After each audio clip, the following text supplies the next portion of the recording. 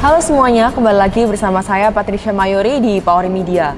Dan hari ini saya sedang berada di Wuling Blast Surabaya bersama dengan direkturnya, Bapak Willy. Selamat pagi, Pak. Pagi, Patricia. Thank you atas waktunya. Sama-sama. Di tengah kesibukan masih disempatkan untuk kita podcast di Power Media ini. Thank you. Thank you. Pak, saya mungkin hari ini langsung aja to the point mau tanya-tanya nih tentang dunia otomotif zaman sekarang. Apalagi sekarang saya lihat kan di mana-mana pada lagi tren nih mobil listrik. Dan saya lihat Wuling juga banyak sekali inovasi-inovasi baru. Sebenarnya kalau misal bisa diceritain sedikit, apa sih Pak pertimbangan dari UMC Group akhirnya mau menjadi dealer dari salah satu Wuling yang ada di Indonesia ini? Oke. Jadi grup UMC ini sebenarnya sudah mulai bisnis otomotif ya. Itu dimulai tahun 1950-an. Oh, ya. Oke. Di sana UMC ngambil brand Suzuki. Oh, ya. okay. Nah, dalam perkembangannya pada akhirnya UMC menambah brand. Ada VW, ya Audi, kemudian ada Nissan. Nah, kemudian di tahun 2019 itu akhirnya memutuskan untuk mengambil satu brand baru dari China yaitu Wuling. Ya, Okay. pertimbangannya apa? Ya, kita tahu begini. Di Indonesia ini saat ini ya masih didominasi oleh brand Jepang. Ya, Betul. dimana sangat-sangat kuat.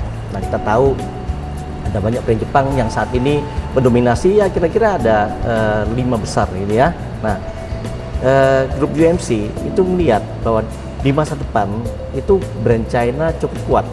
Ya, bukan hanya di Indonesia, tapi di dunia pun brand China sudah mulai merambah.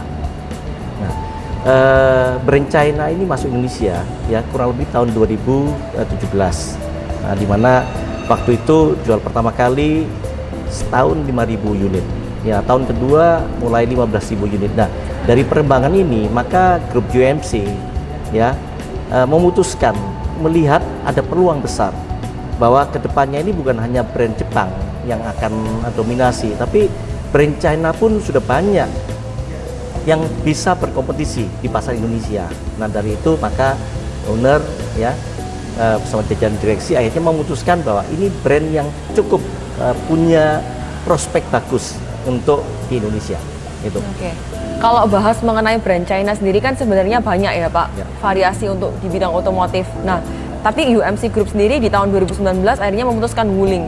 Kenapa Wuling? Apa yang membuat Wuling ini lebih menonjol dibanding brand-brand China yang lain?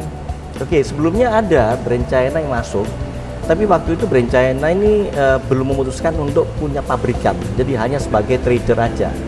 Jadi mobil yang masuk di sini berupa CBU. Nah, ini membuat setelah dipelajarin, Wuling melihat bahwa banyak sekali masyarakat ya yang belum mempercayai. Jadi kalau belum punya pabrikan, ini dianggap belum memberikan satu jaminan rasa aman bagi pemilik, gitu ya. Nah, waktu itu dilihat kenapa kok padanya kita ngambil. Nah, Wuling memutuskan untuk berinvestasi di Indonesia, punya pabrik di Cikarang, luasnya tanahnya itu 60 hektar. Nah, 30 hektar itu dibuat untuk assemblingnya, tapi 30 hektar dibuat untuk produksi spare part. Oke. Yang terpadu. Nah, dari sana kami melihat bahwa ini brand China merek Wuling ini punya satu keseriusan bahwa uang 10T beli tanah, bangun pabrik, dan tentu 10T ini bukan duit kecil ya. Jadi kalau mau investasi 10T ini cukup besar sehingga nggak mungkin Wuling ini main-main. Nah, dari sana kami melihat ini ada satu kesungguhan dari manajemen Wuling pusat di China SGMW untuk berinvestasi dan mengembangkan produknya di Indonesia. Itu. Berarti salah satu brand China yang termasuk early lah untuk serius Betul. ada manufacture di Indonesia. Betul. Nah, kalau Bapak lihat sendiri dari sudah pemasaran Wuling dan lain sebagainya, gimana sih pasar di Indonesia? Apakah mereka menerima Wuling ini dengan baik atau seperti apa yang Bapak lihat? Oke, seperti kita ketahui di awal-awal sulit. Ya, kenapa? Sejak 1998 ya, pada waktu ekonomi Indonesia cukup porak-poranda ya, kena krismon, itu kan ya ada beberapa pengusaha Indonesia yang berusaha membangun brand China karena dianggap gini, brand China ini sebenarnya ada produk yang bagus, ada yang biasa. Nah, waktu otomotif di Indonesia ini porak-poranda, kita tahu kurs dolar itu kan naik luar biasa. Betul. Nah, sedangkan kita tahu bahwa spare part itu sebagian juga masih import, sehingga nilai jual di Indonesia itu menjadi tinggi. Jadi kurang lebih 6 kali lipat. Kalau dulu harga sepeda motor 2.500.000 jadi 15.000. Maka waktu itu ada pengusaha Indonesia yang berusaha untuk ngambil peluang beli ya spare part terus dirakit di Indonesia, jual dengan harga murah.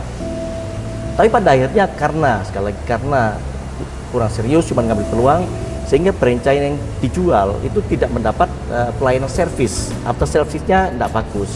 Nah itu membuat banyak konsumen yang kecewa. Nah waktu Wuling masuk, Wuling sadar betul akan hal itu bahwa tidak mudah. Nah tapi salah satunya Wuling ini menunjukkan keseriusan dengan apa?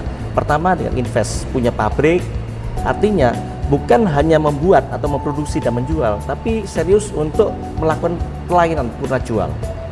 Nah, apa yang dilakukan tadi? Memberikan satu garansi, ya salah satunya garansi bahwa produk kita ini nggak ecek-ecek, sekalipun harganya lebih terjangkau daripada merek Jepang, bahkan bedanya antara 30-40%, dengan fitur yang setara, dengan kelas yang setara, tapi Wuling memberikan satu jaminan bahwa garantinya cukup panjang. Kalau dulu kita tahu bahwa garanti mobil ini kira-kira 3 tahun atau 50.000 kilo. Maka Wuling salah satunya yang juga mengawali 100.000 atau kilo atau 5 tahun, mana yang lebih dulu tercapai.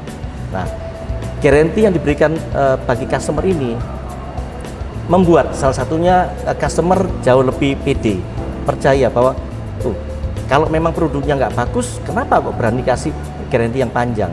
Nah itu pada akhirnya mengubah mindset orang Indonesia, mulai mempertimbangkan, dan pada waktu mereka mencoba, pada akhirnya produknya bagus kok. Jadi kalau bilang harga murah itu identik dengan barang nggak bagus, enggak juga. Nah kenapa kok bisa lebih terjangkau, lebih murah harganya?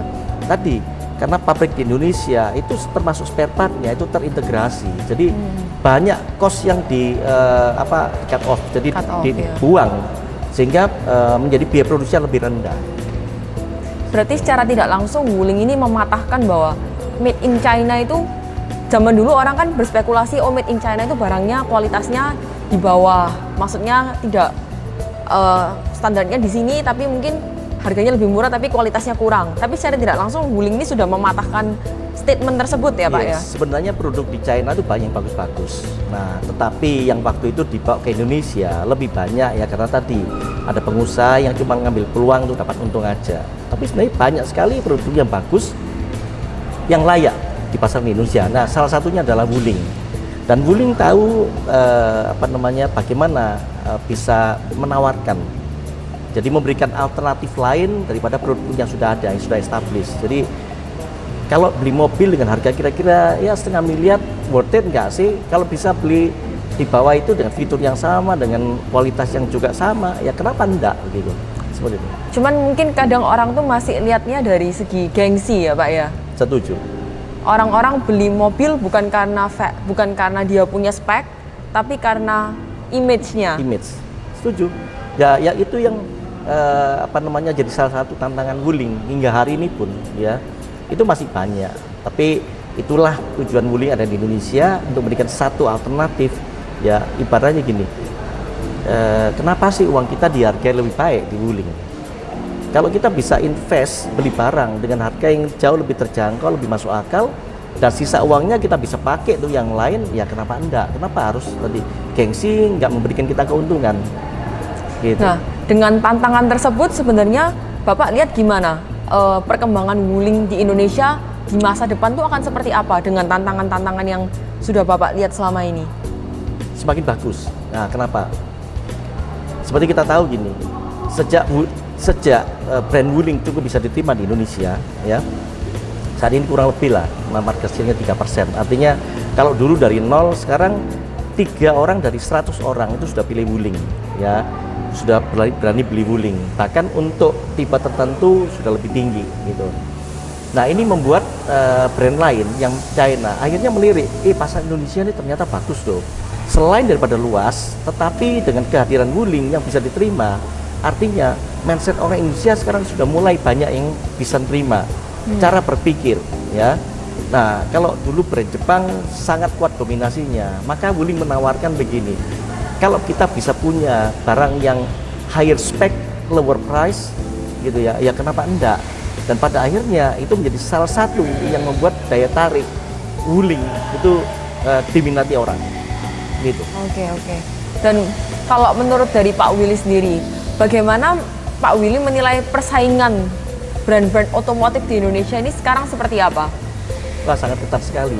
Sangat. Jadi ya Strategi apa Pak kurang lebih yang Wuling akan pertama jalani? dengan adanya kehadiran Wuling di Indonesia, ya itu sebenarnya memberikan manfaat bagi konsumen Indonesia sendiri. Kenapa? Kalau dulu ya orang bilang begini, brand Jepang ini pelit spek, ya pelit fitur-fitur. Kenapa? Ya kalau bisa jual di harga tinggi, kenapa enggak? Enggak ada pesaing, gitu ya. Tapi dengan kehadiran Wuling di Indonesia, dengan harga yang lebih kompetitif, dengan lebih terjangkau, spek atau fiturnya lebih banyak, maka ya yang tadinya ambil brand Jepang, 3% sudah beralih ke Wuling. 3% itu nggak kecil. Kalau dari 1 tahun itu kira-kira penjualan 1 juta unit all brand all type, maka 30.000 sudah beralih ke Wuling. Nah ini tentu membuat ketar-ketir gitu ya. Ya harus waspada. Kalau enggak itu ini tergerus. Nah ini membuat brand Jepang sekarang berbenah, mulai kasih tambahan fitur-fitur, mulai kasih tambahan spek yang lebih bagus, yang tidak mau kalah. Nah ini mengakibatkan persaingan menurut saya jauh lebih bagus. Artinya gini, dengan adanya Wuling, maka produsen mobil Jepang di Indonesia mulai berbenah, dan ini tentu menguntungkan konsumen. Sekarang konsumen bisa milih, bukan hanya milih brand, tapi milih tipe ya. Dan di antara tipe ada subtype, ada fitur-fitur ya. Nah ini membuat menurut saya sangat bagus. Sehingga apa tadi? Pertama, cara pikir konsumen sudah bertumbuh, berkembang, sehingga keinginan untuk dapat yang lebih baik bukan dari sisi harga, tapi dari sisi kualitas, dari sisi benefit, keuntungan yang bisa dinikmati itu jauh lebih bagus. Dan ini membuat para produsen harus semakin kreatif, semakin inovatif, sehingga apa yang diminati konsumen itu bisa dinikmati benar-benar oleh konsumennya. Berarti memang strateginya terus dikembangin ya, secara fitur, Betul. secara pastinya secara corporate social responsibility juga ya Pak ya, Betul. untuk bisa berkomunikasi lah sama customer Ya, kita. betul. Nah kalau bisa dikasih sedikit bocoran nih Pak, dari Wuling sendiri kurang lebih dalam waktu dekat akan ada produk atau fitur baru apa lagi sih yang mau dirilis? Oke, di tahun 2023 ini Wuling kan sudah meluncurkan setidaknya ya itu ada 2, yang satu pickup ya. Nah tadinya Wuling fokus ke passenger car. Nah sekarang komersial mulai pickup ya. Pickup kasih satu fitur apa itu ya, salah satunya itu dimensi baknya yang paling lebar di kelasnya. Jadi kalau yang lain rata-rata lebarnya itu 1,6, kita 1,7. Yang lain rata-rata panjangnya baknya itu kira-kira 2,4 ya, kita punya 2,7. Jadi kalau dilihat cukup bagus ininya penawarannya ya. Yang kedua Alphest ya. Nah kita tahu pangsa pasarnya ini kan masih sangat gede sekali. Jadi kalau dilihat Wuling ini sudah ada Convero, ada Cortez, kemudian ada Almas ya, kemudian ada REV.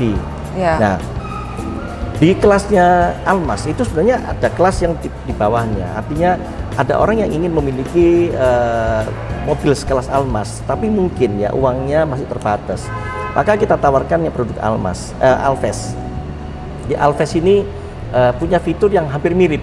Second option lah ya. Iya, itu hampir mirip dengan Almas, tetapi dengan harga yang lebih terjangkau, ya dengan bentuk yang lebih kompak dibanding Almas. Nah ini biasanya cocok bagi ya anak muda ya atau ibu-ibu gitu. Perempuan ya Pak ya, Iya, yang mungkin sukanya ya. gesit, nggak mau terlalu besar. Betul, itu. Oke. Nah, sekarang juga kan lagi musim teknologi ya Pak, di mana-mana. Nggak hanya dunia otomotif lah. Ya. Di semua bisnis tuh sekarang kalau mau survive untuk long term memang harus teknologi. Ya. Nah, pendapat Pak Willy sendiri, peran teknologi dalam industri otomotif itu seperti apa? Sangat penting. Ya, kalau orang dulu bicara mengenai ini paling gampang, safety riding. Orang bilang safety riding dulu bicara mengenai paling-paling gitu ya. Oh, platnya tebel, kuat ya, kemudian rangkanya kuat. Sekarang sebenarnya bukan hanya itu. Kalau dulu bicara mengenai kalau benturan, bagaimana supaya meminimalkan resiko cedera. Tapi sekarang teknologi sudah jauh berkembang. Kalau bisa tidak benturan ya kenapa enggak begitu. Ini salah satunya. Nah ini yang ditawarkan dimulai dari produk Almas atau namanya ADAS, ya, Advanced Driver Assistant. Itu ya kita bilang membuat Almas menjadi semi, ya,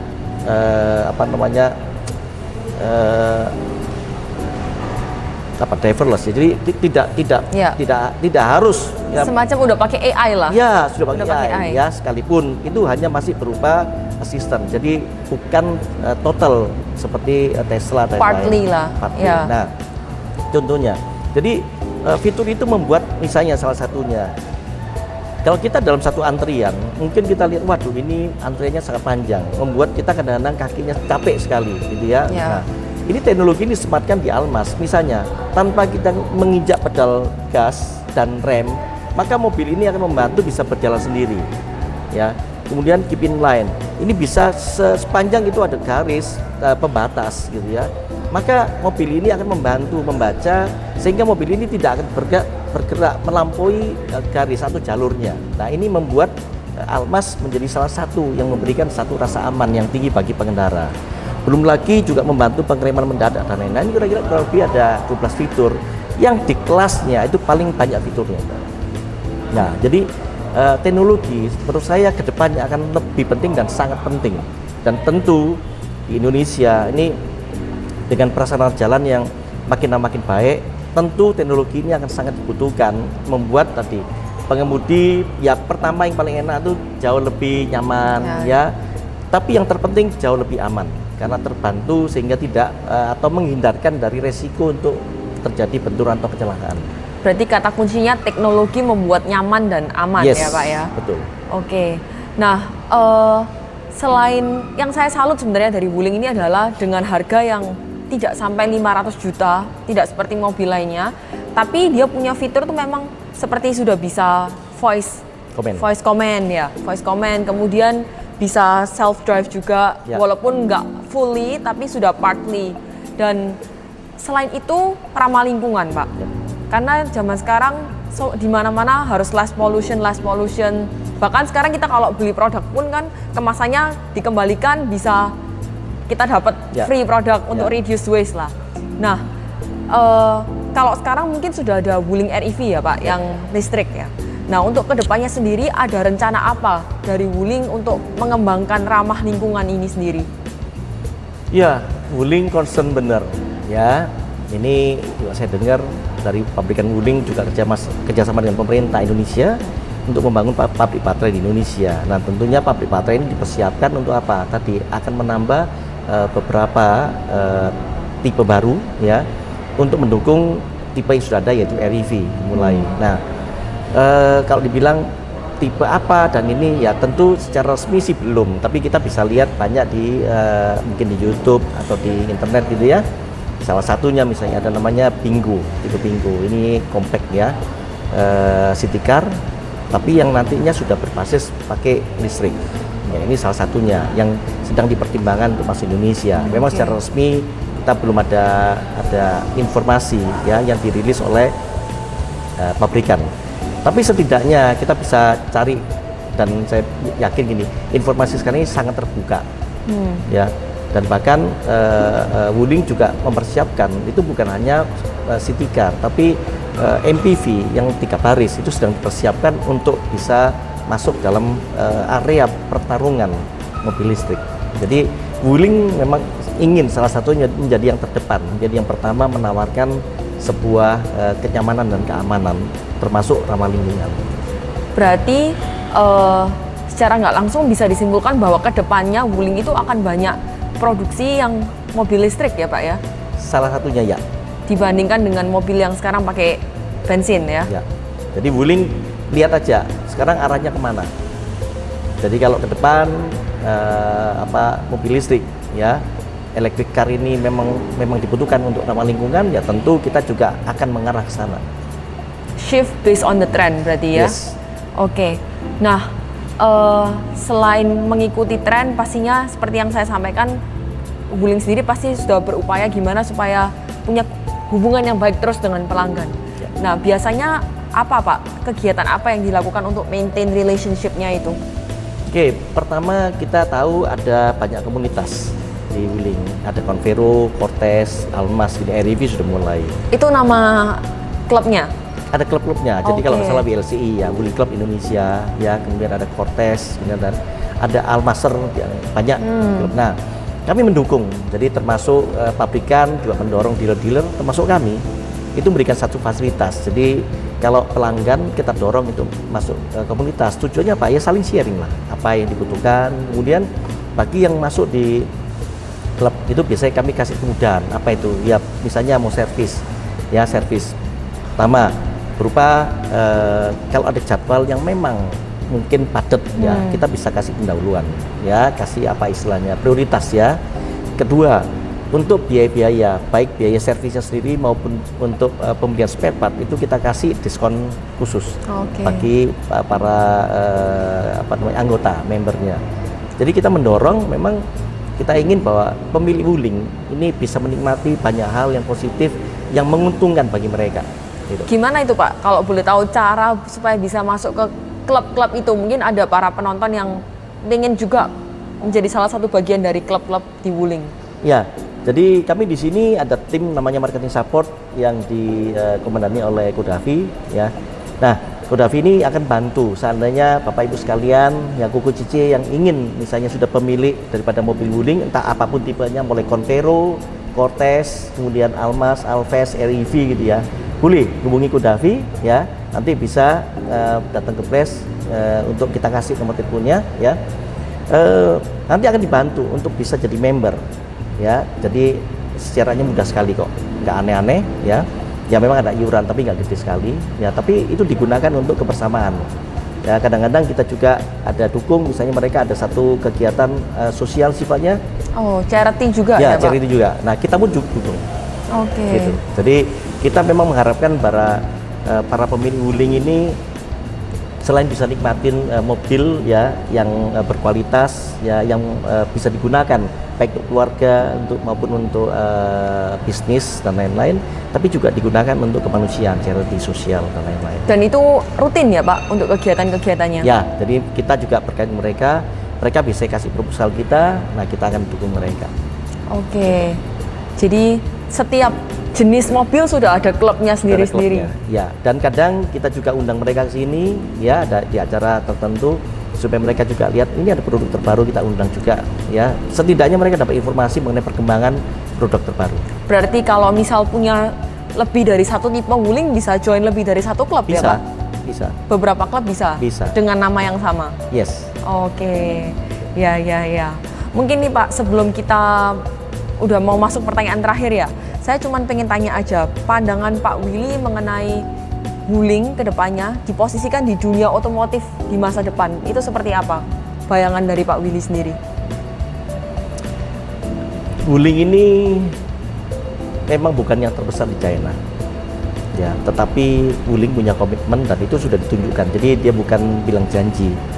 Tapi Wuling salah satu pabrikan China yang sebenarnya penjualannya cukup gede. Bahkan mobil REV sejak diluncurkan tahun 2020 yang lalu ya. Ini saya dapat informasi penjualannya sudah tembus 1,1 juta unit China. Nah, di China aja. Ya. Nah, saya yakin gini, Wuling tidak hanya memberikan satu janji, tapi sudah melakukan. Yang pertama, mereka serius masuk pasar Indonesia, mereka sudah invest dengan 10T, dan tentunya ya mereka tidak berpikir hanya 10T aja. Ke depan akan banyak persaingan. Nah, kita dengar ada beberapa brand China yang sudah masuk Indonesia, dan tentu Wuling tidak ingin menang start tapi kalah runningnya. Maka Wuling ke depan juga akan ya memberikan satu support lagi dari headquarter kepada Wuling di Indonesia, bahwa Indonesia yang sudah dimulai dengan baik akan terus di-manage, akan dikawal supaya menjadi salah satu pilihan terbaik bagi masyarakat Indonesia. Oke. Itu. Jadi memang kenyamanan, keamanan itu yang terus menjadikan Wuling ini prioritas lah anggapannya. Dan pastinya harganya juga affordable compared to brand-brand yang lain. Oke. One last question ya Pak ya. Mungkin Bapak bisa berikan sedikit tips-tips gimana sih bagi orang-orang mungkin yang lagi mau memulai bisnis, terutama orang-orang yang mau masuk di dalam dunia otomotif, anak-anak muda? Mungkin bisa dikasih sedikit tips buat para penonton dari channel YouTube ini. Oke, jadi saya percaya, saya yakin, dan saya sudah ngelihat ya anak-anak muda sekarang hebat-hebat. Ya, cara Ya, berpikirnya sudah lebih terbuka. Kalau dulu ya mungkin seusia saya di atas 5 generasi apa ini baby ya apa Gen Z. istilahnya? Nah, kalau saya baby Oh, apa istilahnya baby generasinya? generasi senior lah Ya kita senior sebutnya. ya. Ini cara berpikirnya mungkin ini terlalu sempit. Jadi orang cuma bilang mengenai uang gitu. Tapi kalau hari ini saya lihat luar biasa bahwa generasi muda ini tidak hanya berpikir mengenai uang, tapi nilai-nilai itu saya lihat sekarang cukup kuat, dan itu saya bangga, saya senang sekali. Pilihan mereka salah satunya mengenai hidup dan termasuk di dalam bisnis dan pemilihan mungkin dari pilihan mobil yang mau dipakai ya, itu sudah pertimbangannya cukup banyak ya. Nah, apa yang sudah kalian dapat ya melalui pelajaran sekolah, melalui teladan daripada orang tua kalian ya. Nah, ini saya pikir gini, lanjutkan, jangan nutup hanya satu faktor aja, tapi kembangkan ya. Jadi contoh misalnya, kalau kalian hari ini ingin membeli atau tadi ngawali sebuah bisnis ya. Iya, membeli atau mengawali. Ya, ini yang pertama, mengawali sebuah bisnis ya. Orang bilang harus modal. Sekarang saya pikir bukan hanya modal. Ya modal pasti perlu ya. Tetapi kalau kalian punya satu keahlian, maka kalian bisa gabungkan kalian dengan pemilik modal ya. Ada banyak sekali pemilik modal yang mungkin uangnya masih ya idle, belum terpakai. Nah, kalian punya konsep ya, itu yang bisa ditawarkan kepada para pemilik modal untuk bisa membangun sebuah bisnis. Yang penting kalian punya konsep yang bagus ya, kalian sudah tahu prosesnya, kalian bisa join ya. Atau kalau misalnya kalian juga ingin membeli sebuah mobil ya, saya pikir hari-hari ini kalau masih pemula gitu ya nggak usah pikir mengenai brand itu nanti ke depan itu nggak terlalu dipakai bener. Kenapa? Akan makin banyak produk-produk yang tadi nilai-nilainya, faktor-faktor, spek, benefitnya. Jadi ada fitur, advances, benefit buat kalian itu yang jauh bisa dipakai. Jadi lupakanlah ngomong brand ya, tapi bicara mengenai apa, benefit apa yang bisa kalian dapetin yang bisa mendukung pekerjaan atau aktivitas atau kegiatan kalian, sehingga pada akhirnya semua ini bisa mendukung kalian untuk naik semakin tinggi. Oke.